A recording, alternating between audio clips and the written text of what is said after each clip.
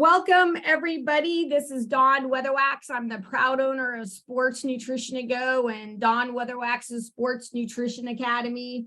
And today our topic on the Food for Speed podcast is Fueling the Dream, an interview with William Pettifer on sports nutrition and testing.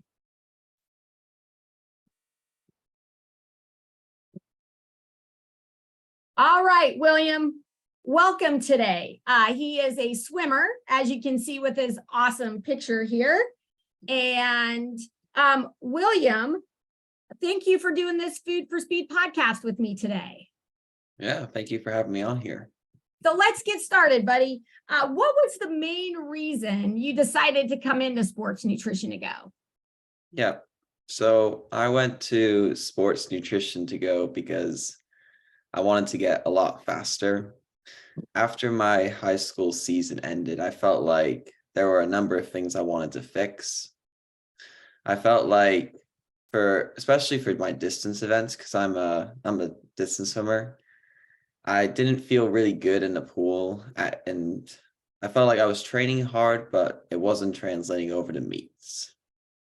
Additionally, I was unsure about what I should eat at some meets. I felt like I was always eating too soon and I wouldn't feel good behind the blocks. And especially for my swimming diet, I didn't know what I should be eating every day. And I wanted to have some clarity. Like I wanted to know, should I be gaining? Should I be losing weight? And around this time, I had the idea of taking sort of a gap year because I knew I wanted to swim in college, but my times weren't fast enough. So as a result, I decided I knew I had to focus on nutrition, and that's what led me here. Wonderful. And the thing about William, I wanted to point out many factors is he's very unique in the sense that, I don't know if you caught it, he took kind of a gap year. He was done with high school, and between him and his parents, and I had come up with an idea of how you could take classes, but not use up your college eligibility and try to get to specific times to maybe get to be, those times become a college swimmer. And that's where this all stemmed from. And this was very unique for me to see in my office, is that type of thought process and to go about it. So to continue get classes, get college credit, but not use your eligibility to see if you could get those times to be a collegiate athlete. Is that correct? Yep, that's correct. I knew I didn't want to do like nothing during my gap year. So yeah. I knew I wanted to take a couple courses. Great. Yeah. And that, you guys, is so unique, but that's even made it even more enticing to see how he's doing and his outcome. All right, so after doing the 90-minute performance profile, just to let people know what does that mean in our office is we do a metabolism test to see what he was burning. We use the Med Gym. We do a bod pod, that's a body composition test to see his lean weight. That dictates the minimum amount of protein. And then, as he mentioned, to get more strength, where do we go? How do we set that roadmap? And then third is we do a muscle sound that measures the fuel in the muscle, because you want that at 70% or higher at all times, because that does maximize building muscle recovery, repair, and staying healthy. And then we did a detailed nutrition consult. So what did you find out? What were the main goals that we walked through to focus on for the first 30 days, and then by the end of the 9 months? Yep. So I knew off the bat, I had to gain weight. That was the first thing. Like I noticed how like my muscles were I believe they were around like 30%, but I knew I needed to add weight in order for me to use my muscles to a full percent. And I also knew I had to add fats. Like I remember my senior year, I was kind of avoiding them because I didn't know what they were used for. But now I feel like I have a better understanding of fats now. So I knew I had to add fats. I knew I had to have more meals with more nutrients because I felt like, especially during lunch, it's very difficult when you have to like pack your lunch, especially in high school. So I knew I had to have more nutrients in my meals and have more of a free square meals per day. And number four, I was focusing on trying to add, of course, half a pound of muscle, a half a pound of weight, sorry, per week. And mainly just change foods around and have more protein. Like I felt like my meals were more one-dimensional last year. And this year I feel like there's been a lot more variety in my meals.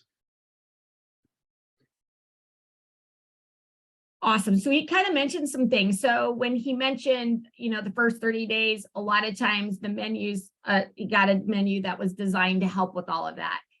Getting the protein in, one-sided, to gain, a male can put on a half to 1 pound of lean weight a week if they do nutrition training and recovery, which is mainly sleep at this point at the right times.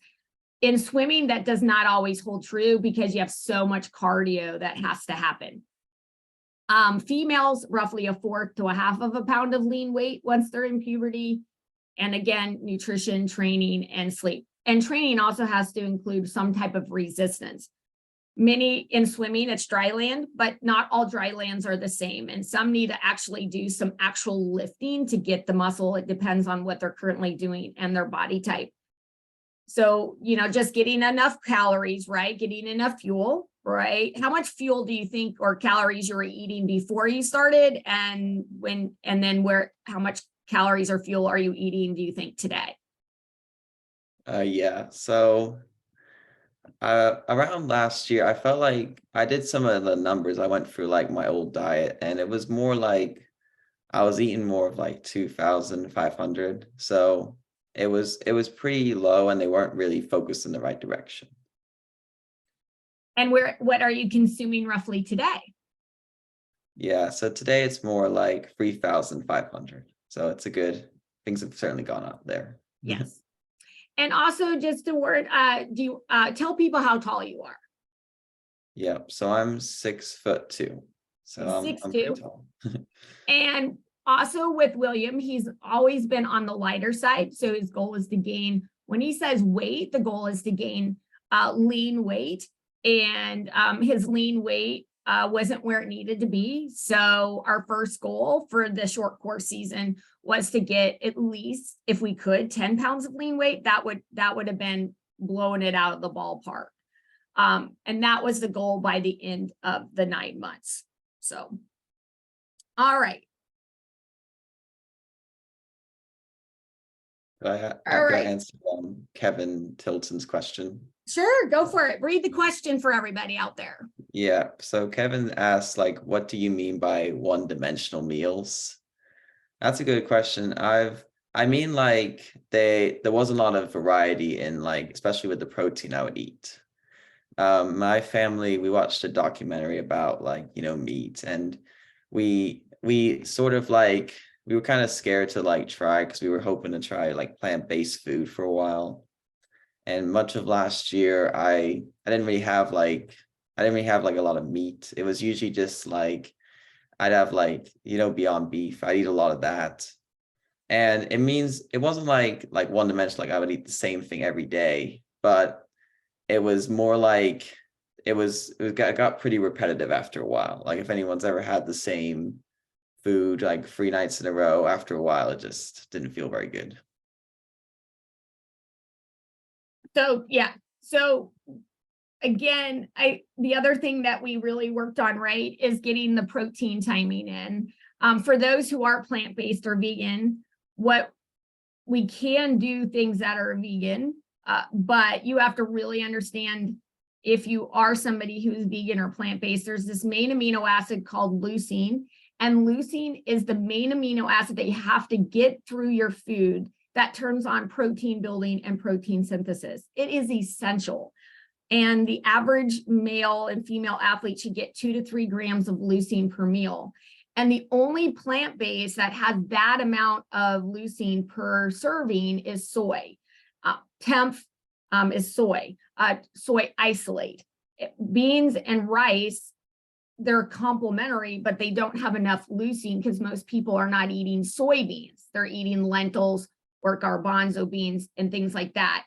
Therefore, we also had to work on that. I believe now William decided to not just stick with that. He did plant, but we also added some other meats in, right?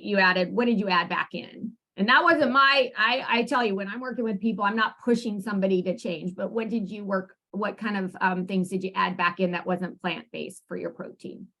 Yep. So I added a lot of like chicken, especially it's become very helpful for lunch. And I've also like every Sunday, my family like to have like steak as well. So it's been refreshing to add those meats back in my diet. And again, just for people also to know, meat in general, and we're not just talking red meat, chicken, fish, all of those are also higher in iron and B12, which is really important for muscle growth. Okay, now my question to you, and this is a brutal, honest question for fun. After you got done with that 90-minute assessment, that first visit, and you left out of my office, what were you thinking to yourself about what I had told you and what you learned in just that first 90 minutes? Yeah. So I think like my first thing was I don't really know if this will work. I had some doubts in my mind about like I didn't know if nutrition like this would work well because at the time I was still dropping time even though like I didn't really feel good during like my races. But like my dad kind of got me to see the point because we watch Formula One. And if you notice now, the cars in Formula One are a lot bigger. So we sort of like compared it to that, how like the best Formula One cars have like the most amount of power. And at the moment, I'm not getting that out of myself. And I've also like I watched videos of like Olympic distance swimmers, especially the people who've won 1500, and they're not like, of course, compared to like someone like Caleb Dressel, they're pretty slim, but they still have like muscles on them. And that was what was kind of me what that was what's kind of motivated me to think, all right, this I may have doubts, but I know if I keep this up, I might one day like I know I will get faster. I love it. And he's still here with me today. So I am assuming we'll get to the end, but what you could tell us what happened, but he's talking to me today. So it was probably a good outcome. Okay, kiddo. So questions that I'd like to ask you. Describe a day in what you used to eat and a day you eat now. Yep. So around last year, I would probably this time last year, I'd eat something like I wake up and have like a bowl of oats, and then I'd go head to school and I'd probably have like a water in between classes. And then I would have like, for lunch, I'd have a peanut butter sandwich with an apple and maybe with some Harvest Snaps. And then before practice, I would have like a Kind bar. And then during practice, I like to drink Gatorade. And then for dinner, I'd usually have, some like plant-based beef, maybe with some rice and lettuce, and usually a protein shake to get me through the night. Now, it's not like it was not the worst diet ever, but there wasn't enough like substance to fuel my body the right way. Like like my new diet now, I'd start the day, I'd have like a noon in the morning because I'm pretty dehydrated when I wake up. I'll have some water, and then I'll have for breakfast, I'd love like oats, but I'll have protein powder in them. And then for lunch, I love like a chicken sandwich now with like some Chex Mix and some vegetables. And then just mainly like, even though like I have free meals, I love snacks. Like I have fruit in between when I'm working. I love cashews, apples, and fruit chip and a protein bar sometimes before practice. And then now I have like a noon with Gatorade powder for during practice. And then for dinner, I like to stick to like it's Tuesday, so we have like tacos on Tuesday with some vegetables along with afterwards after the protein sort of digested. But right before I go to bed, I love to have like a smoothie.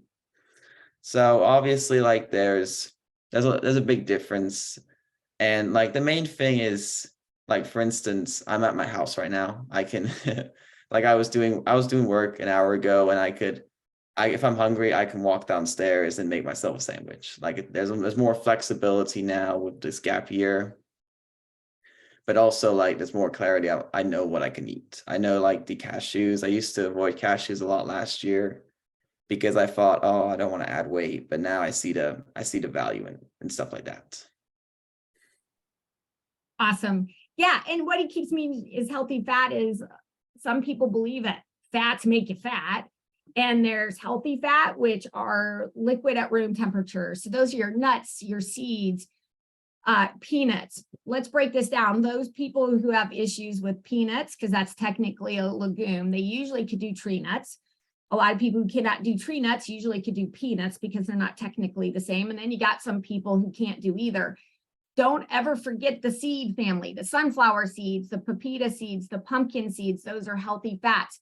I treat them as they are a healthy fat, not so much a high quality protein, because they're not. They're not a complete protein and they don't have a lot of leucine in them.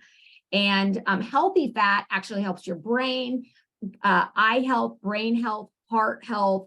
And healthy fat actually helps you burn so the carbs can get into the muscle. And they're essential for this process. Now, saturated fats are the ones that are solid at room temperature. You know, that's your butter, your milk, if, you know, it will go solid. Meats, if, you know, that meat, the fat in, some of the fat in meats are saturated fat. We try to keep that to 10% or less. We do not need to go saturated fat free. It's just, if you eat a lot of that, that's where the issues are. And that's what helps him to get those extra fuel in, because most people struggle.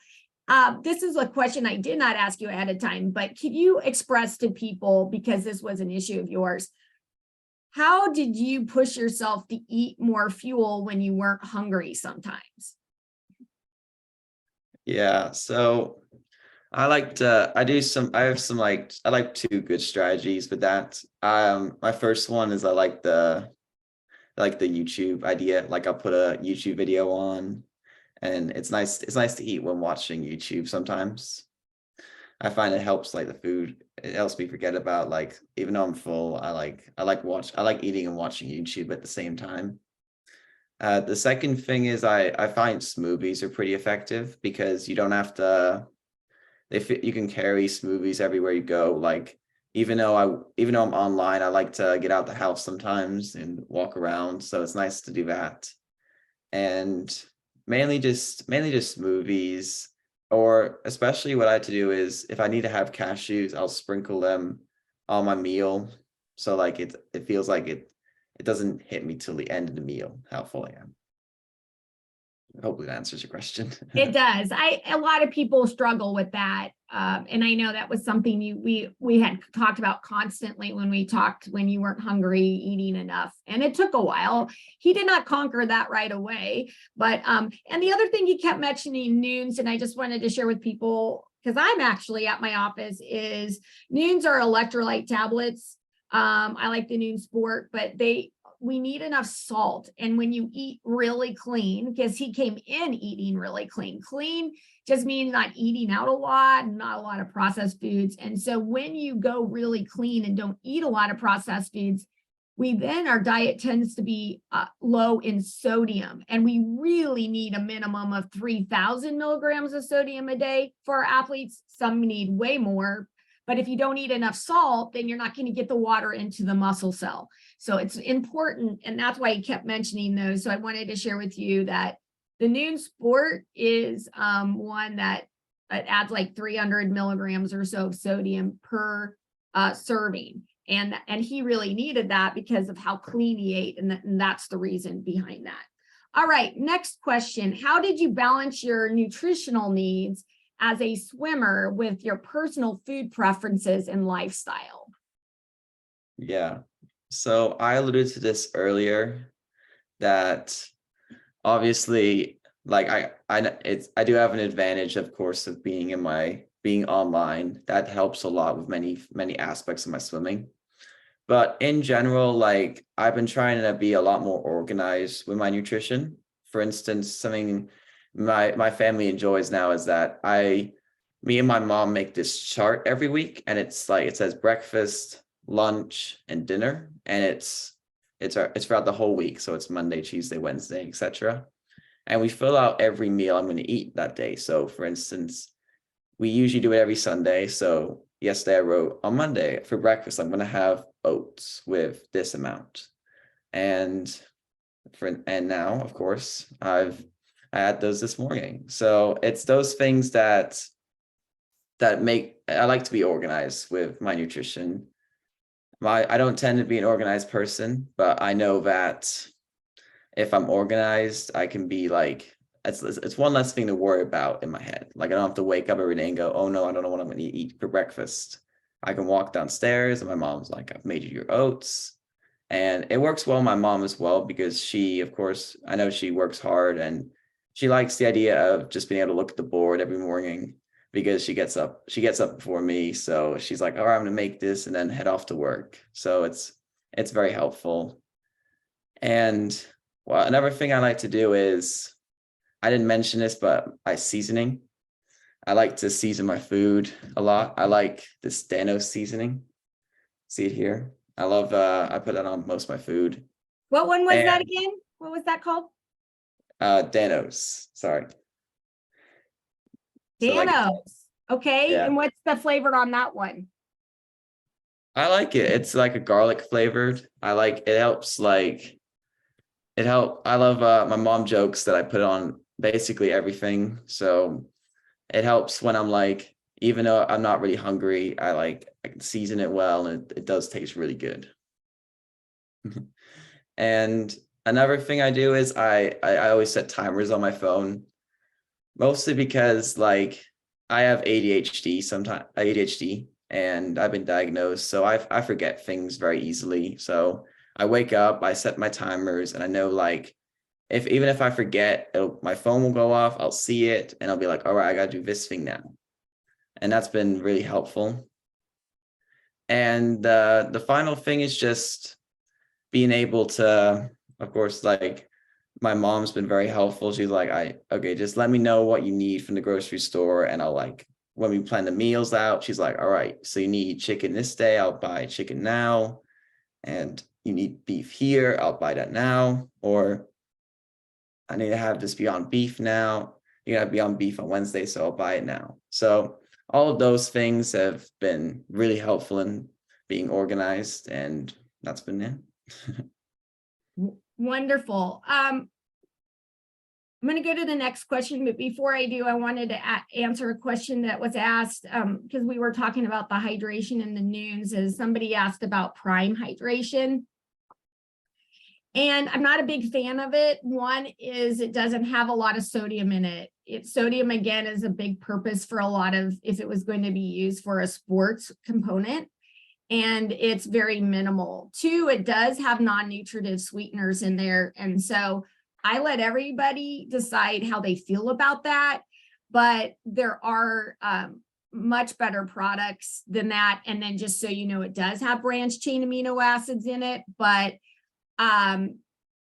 if I was recommending a brand, if you're like, well, we're still going to do something like this, we feel like we need that leucine type of component, then I would highly recommend then switching to a much better brand, and it's called BioSteel. BioSteel has 140 milligrams of sodium per packet.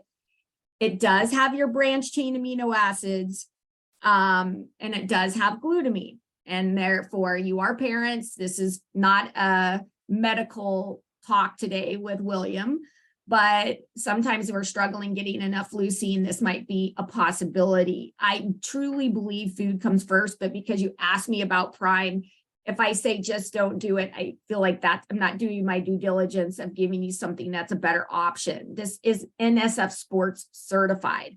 NSF Sports certified, let's see if it's on this bottle here. It says it right there.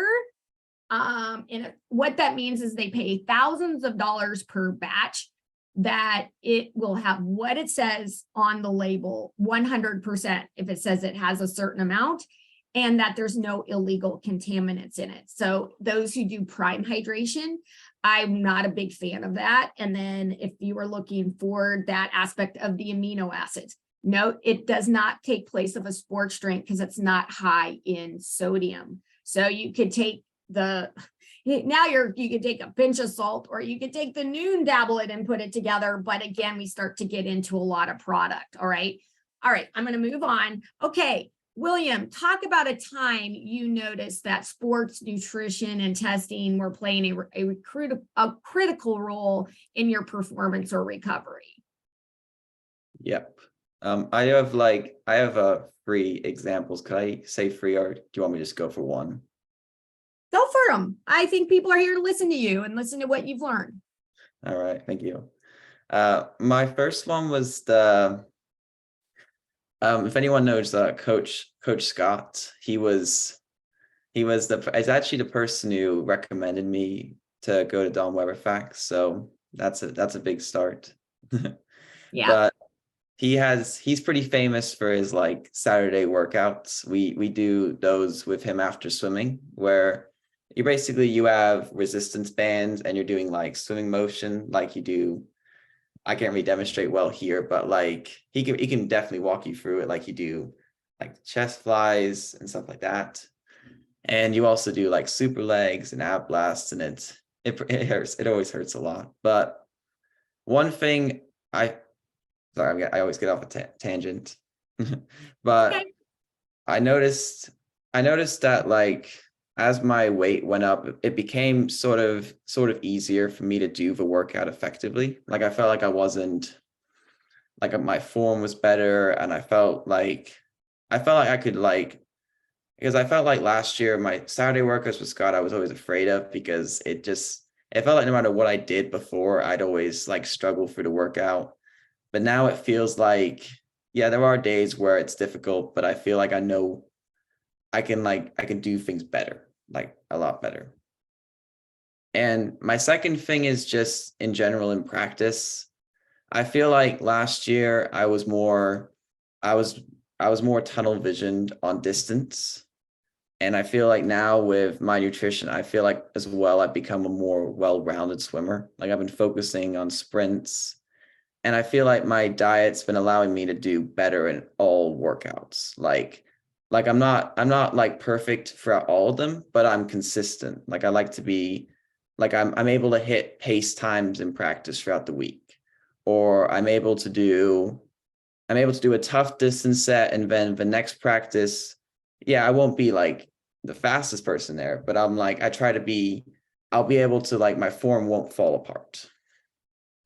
And my main one was, it was the Mason invites. If anyone has been swimming around Ohio, it's like a club meet.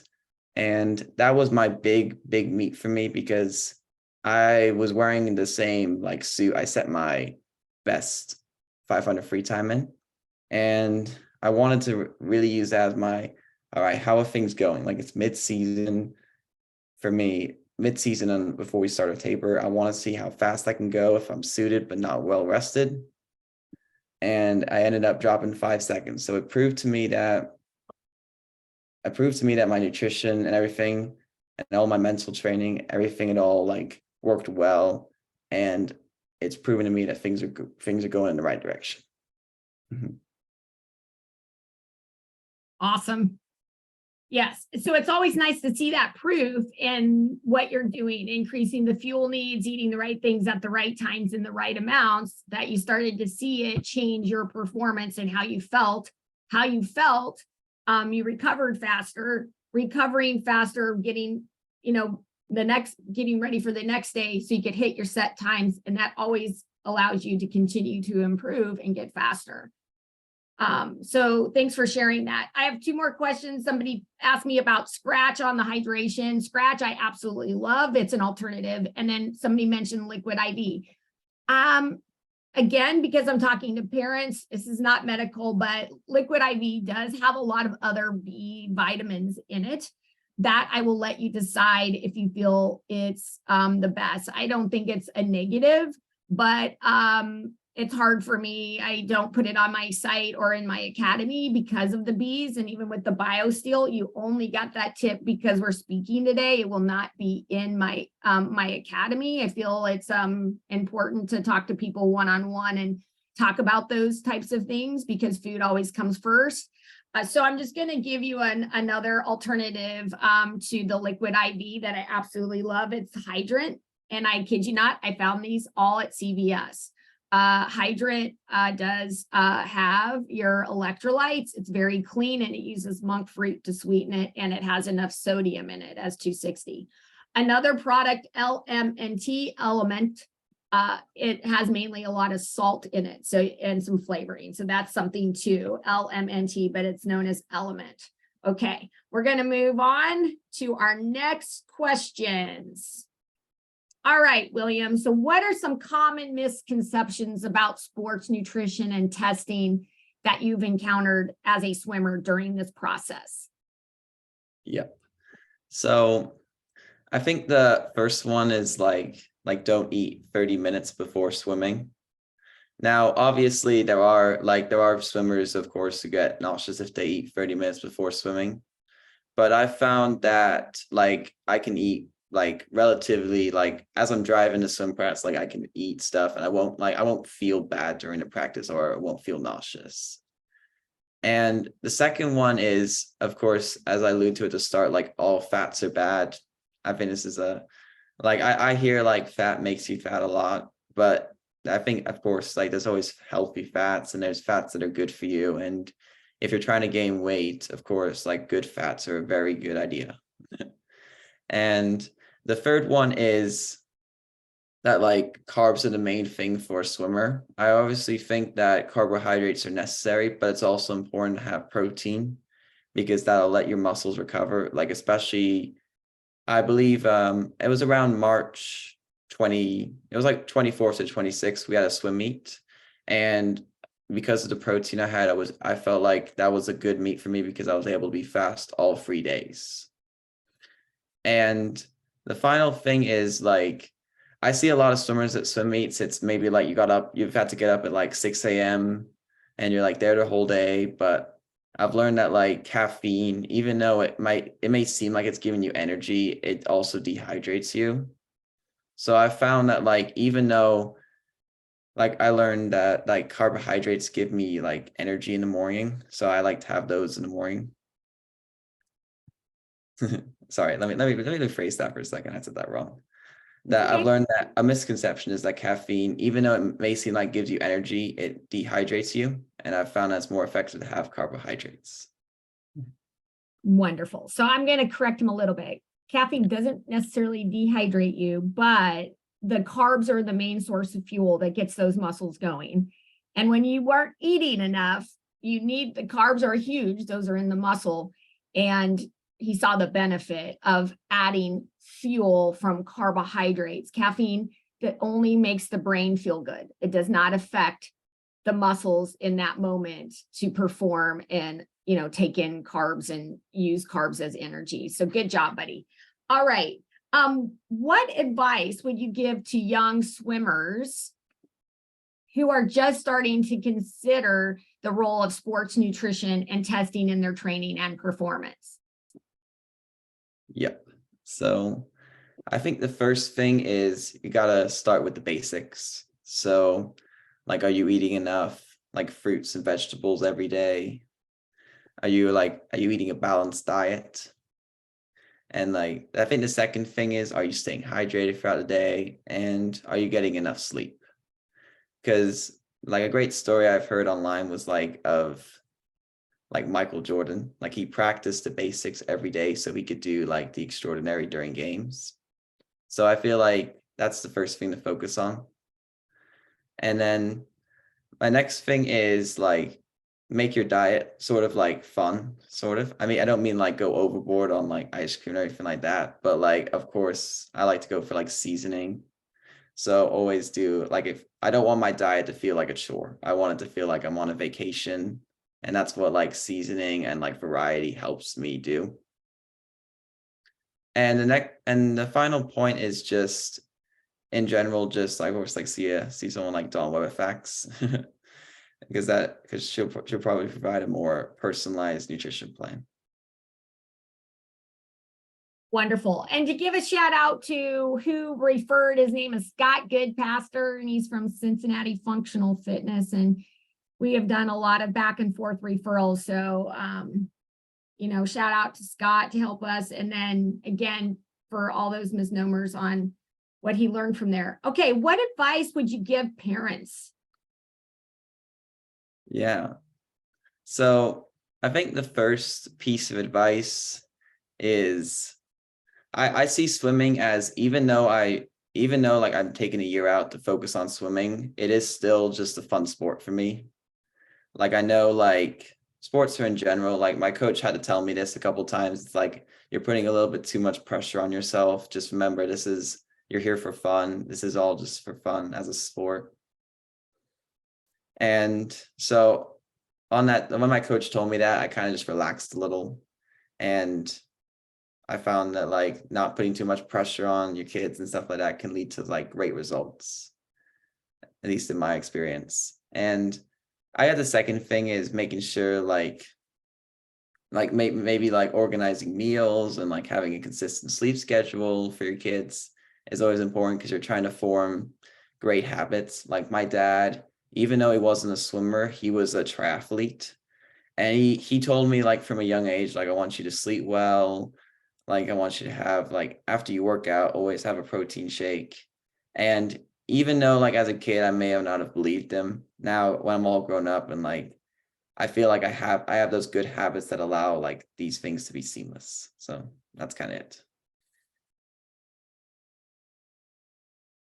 Thank you. Good tips from him for the athletes out there and parents.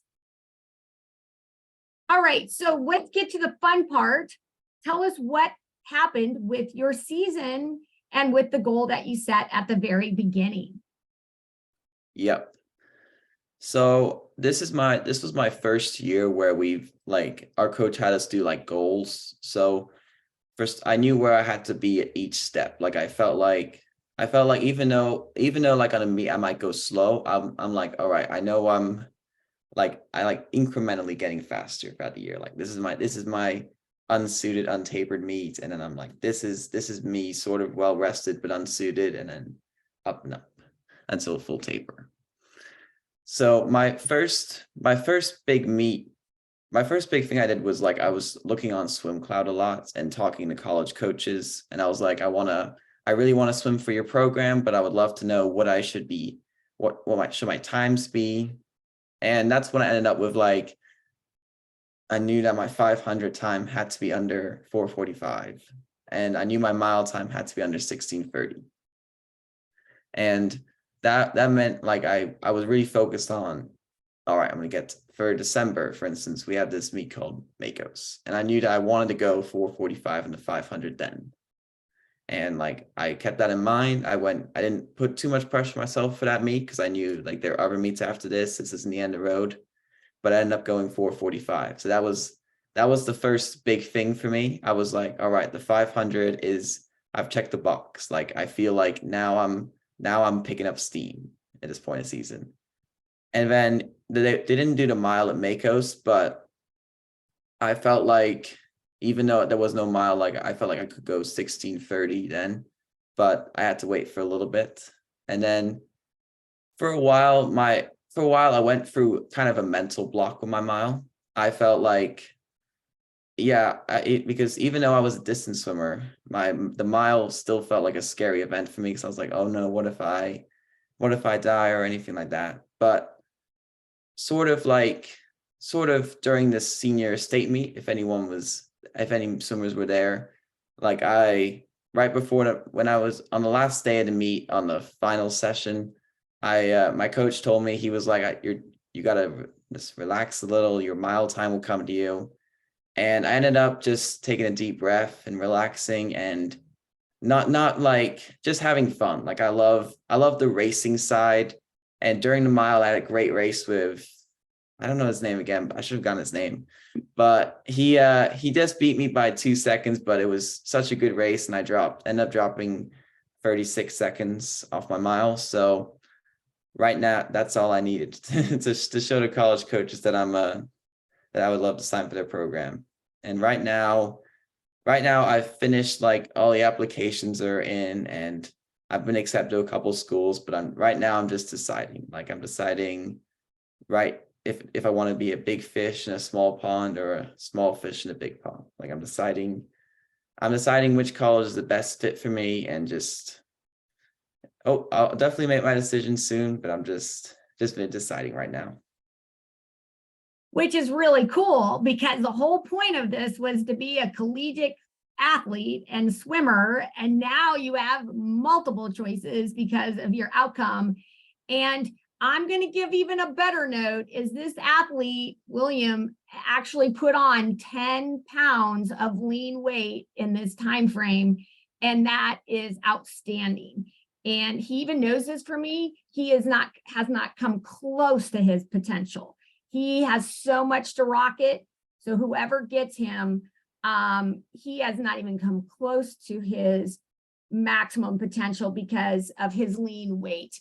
And I know that because I've done this for so long. And the more lean weight this athlete gains, William gains, the faster he's going to get. Unless I cannot swim for you, William, and I can't be your sports psychologist, but you will get faster. And that's even exciting for me.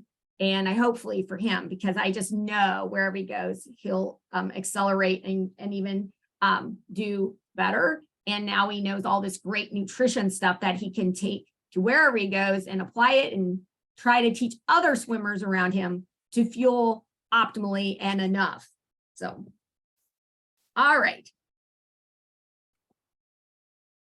Okay, so I have this fun little thing. I've never done it before. You're my first, William, to play my tell us your favorites. So tell us your favorite food in each food group or category. And we have 60 seconds or less to answer these. So are you ready? Yep. All right, buddy, here we go. I gotta look at my notes here. Make sure I'm gonna set this timer. And all right, favorite fruit. Mangoes. Non-starchy vegetable. Peppers. A grain, starch, or complex carb. Uncle Ben's rice. Protein. Orgain protein powder. Healthy fat. Cashews. Pre-practice snack. Fruit strips. Pre-practice meal. Ooh, probably like cashews and apples. Got it. During a swim meet, one of your favorite foods or fluids or both? Probably noons. I like noon tablets. With the water. And what is your favorite post-recovery meal or snack? Smoothie. All right. And the fun one, your favorite junk food snack. Mike and Ike's candy. And what's your favorite meal that's a freebie? Hot dogs. You did it. Good job. Way to go. That was close. I know. All right. Just finishing off. William, any final words you would like to say to viewers out there? Yeah, I'm just been impressed. That's all that's happened this year. I guess if you would tell me at the start of the year that I would be like at the start of the year, like I would have been happy if like one school had said like we might consider you, and now I have like 3 choices that from really good schools. I'm pretty impressed that I'm here.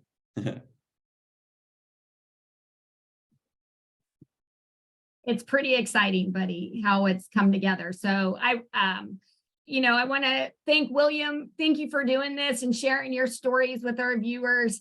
And this is Dawn Weatherwax from Sports Nutrition to Go and Dawn Weatherwax's Sports Nutrition Academy. Have a great and healthy day.